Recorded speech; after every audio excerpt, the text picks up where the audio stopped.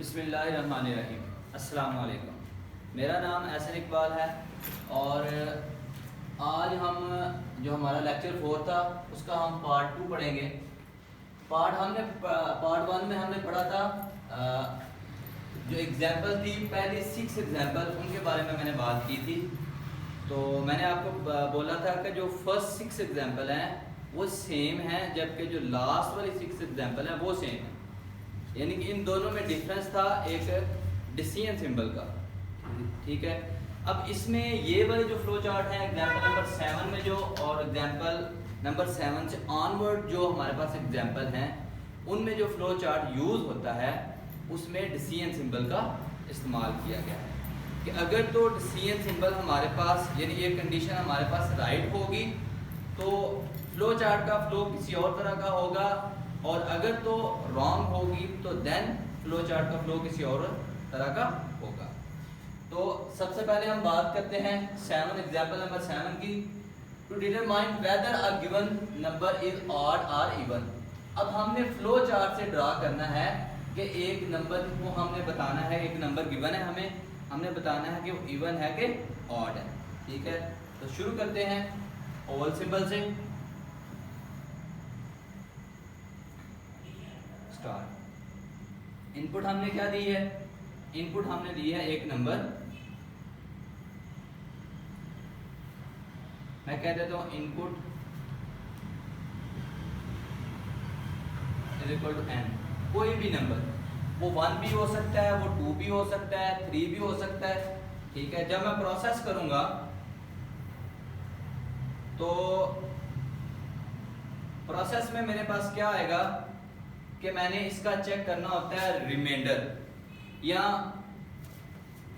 REM, reminder n mod of 2, यानी कि मैंने मॉड जो भी मेरे पास नंबर होगा, लेट मैं फर्स्ट करता हूं जो मेरे पास let n is equal to 2। ठीक है, तो जब मैं डिवाइड करूंगा 2 को अंदर रख के 2 पे डिवाइड करूंगा, 2 1 दा 2, तो मेरे पास क्या पीछे बचेगा 0।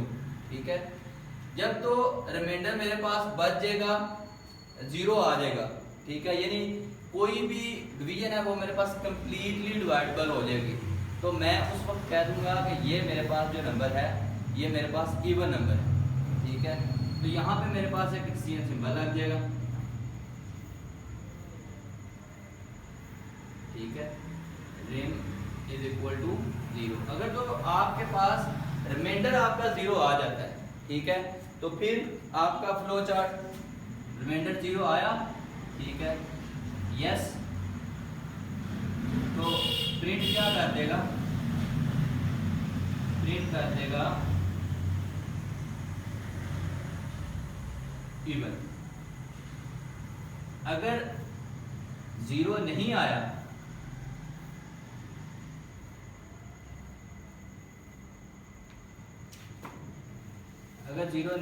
तो क्या प्रिंट करेगा? ऑड। ठीक है, तो यहाँ पे आके आपका फ्लो चार्ट, ठीक है, प्रिंट नंबर करेगा जो भी नंबर आपने, या इधर पे आके आपका खत्म हो जाएगा, क्योंकि प्रिंट उसने इधर ही कर दिए हैं। अगर इवन नंबर है तो इवन, ऑड है तो ऑड, अदरवाइज उसने क्या कर दिया? एंड कर दिया। ठीक है, तो अगर मैं एक number n is equal to, मैं फॉर एग्जांपल 3 ले लेता हूँ, 3 को मैं अंदर रखता हूँ, 2 पे डिवाइड करता हूँ, 2 1 दा 2। ठीक है, रिमाइंडर मेरे पास 1 आ गया। अब रिमाइंडर मेरे पास 0 नहीं आया। ठीक है, अगर रिमाइंडर मेरे पास 0 नहीं आएगा, ठीक है, तो मेरे पास क्या होगा? रिमाइंडर नॉट 0, नो, तो प्रिंट ऑड नंबर। तो वो मुझे क्या शो कर देगा कि ये वाला जो नंबर है मेरे पास है ऑड नंबर। अब मैं आगे आ जाता हूँ, 8 वाला जो इससे मिलता जुलता है वो आप लोगों ने खुद करना है। 9 वाले की तरफ आ जाता हूँ। To assign grade to a subject based on total marks and obtain marks. ठीक है, कि आपने जो आपके पास टोटल मार्क्स हैं और ऑब्टेन मार्क्स हैं वो आपके पास आपकी इनपुट है, आपने उसको इस्तेमाल करके हर बच्चे को सब्जेक्ट वाइज ग्रेड असाइन करने हैं। ठीक है, तो शुरू करते हैं स्टार से, ओवल साइन से। इनपुट मेरे पास क्या है? ऑब्टेन मार्क्स हैं, ओ से ऑब्टेन मार्क्स और टी से टोटल मार्क्स। अब अगर तो सबसे पहले तो मैंने निकालनी होती है परसेंटेज, क्योंकि परसेंटेज के बगैर ग्रेड नहीं निकलता। परसेंटेज हमारे पास आएगी तो ग्रेड निकलेगा। तो परसेंटेज का फार्मूला होता है obtain mark divided by total marks multiply by 100। जैसे अगर मेरे नंबर आ जाते हैं ग्रेटर देन 100, यानी परसेंटेज 80 देन, यानी 80% से मेरे नंबर ज्यादा आ जाते हैं, तो उसको मैं ग्रेड क्या असाइन कर दूंगा, A+ ग्रेड असाइन कर दूंगा। तो अगर तो नहीं आते तो फिर निचले डिसीजन पे आ जाएंगे। तो फिर क्या हो जाएगा, अगर तो ग्रेटर देन 70 है तो यस ग्रेड A असाइन हो जाएगा। इसी तरह ग्रेटर देन 60 है ग्रेड B, इसी तरह ग्रेटर, यानी कि यहाँ से शुरू होगा। अगर तो मेरे पास ग्रेटर देन 80 है तो ये यहाँ से आगे प्रिंट निकाल देगा आपका कि आपका जो ग्रेड है वो A+ है। अगर मेरे पास ग्रेटर देन 70 है तो ग्रेड ये यहाँ से आके आपका प्रिंट कर देगा। इसी तरह सिमिलरली ये स्टेप ऐसे ही सारे के सारे चलेंगे। तो अगर तो आपके आ जाते हैं ग्रेटर देन 40%, तो आपके क्या हो जाएंगे, ग्रेड D आ जाएगा, ठीक है। इसी तरह अगर आ जाते हैं परसेंटेज आपकी आ जाए ग्रेटर देन 30 तो ग्रेड D। अगर आपका इससे लेस आ जाता है, लेस के बाद क्या है, ग्रेड F। जब ग्रेड F आ जाता है तो फिर भी आपने प्रिंट क्या करना है, ग्रेड F करना है। तो बाकी जो दो एग्जांपल है, तीन है, एक है 10, 11 और 12, वो सेम टू सेम।